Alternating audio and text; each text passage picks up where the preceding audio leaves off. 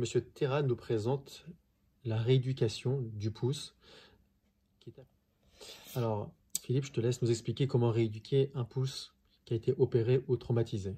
Ce qui est important, c'est de reformater l'articulation qui a été donc remplacée par un ligament. Et pour cela, il faut évidemment éviter des gestes, surtout les premiers temps, de forte intensité et de grande amplitude.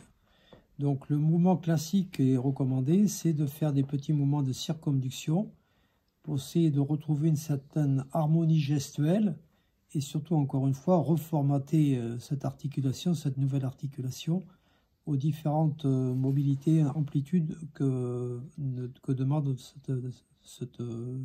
la colonne du pouce.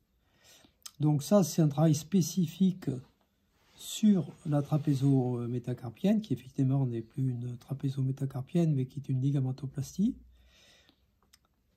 Des mouvements que l'on fait donc qu'on le fait d'une façon globale, mais que l'on peut faire aussi d'une façon segmentaire, avec un écartement et un rapprochement, et puis une flexion et une extension.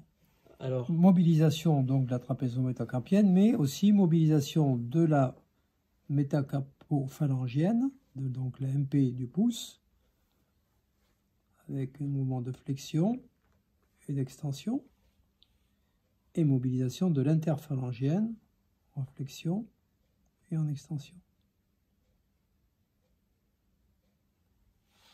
Et aussi ne pas négliger ce qu'on a déjà vu, les mouvements de poignet, de flexion-extension, mais aussi d'inclinaison radiale et inclinaison ulnaire. L'inclinaison radiale étant souvent plus limitée que l'inclinaison ulnaire. Est-ce qu'on peut également faire des mouvements pour aller chercher l'amplitude du pouce? Ensuite, il y a des gestes effectivement qui vont être un peu plus fonctionnels, qui visent à récupérer les différentes oppositions du pouce avec les différents doigts. Et il doit y avoir une participation harmonieuse du pouce et des autres doigts. Bien sûr qu'on peut chercher spécifiquement le mouvement du pouce, mais il ne faut pas non plus faire travailler que le doigt sans que le pouce travaille. Donc là aussi, c'est une question de ressenti et de recherche d'amplitude progressive où le pouce va venir petit à petit descendre.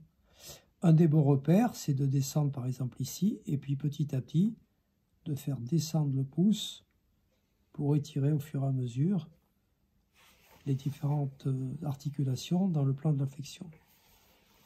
On cherche ici, et ensuite on va descendre petit à petit en fonction des possibilités.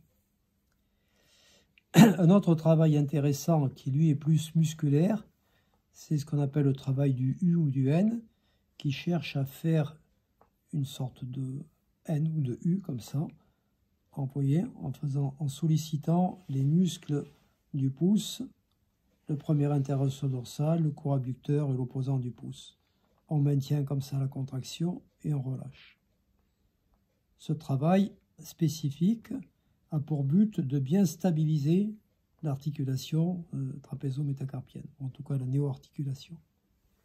Voilà, on relâche, vous voyez, et je cherche à étirer mon index et mon pouce en maintenant cette position.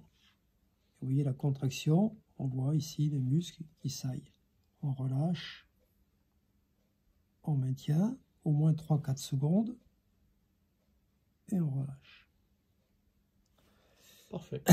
Après, effectivement, on peut y associer, toujours avec une balle, une prise qui, ce coup-ci, va venir solliciter d'une façon un peu plus intense les muscles du pouce, soit à travers le fléchisseur, soit à travers les adducteurs, mais également on peut le faire avec un petit élastique.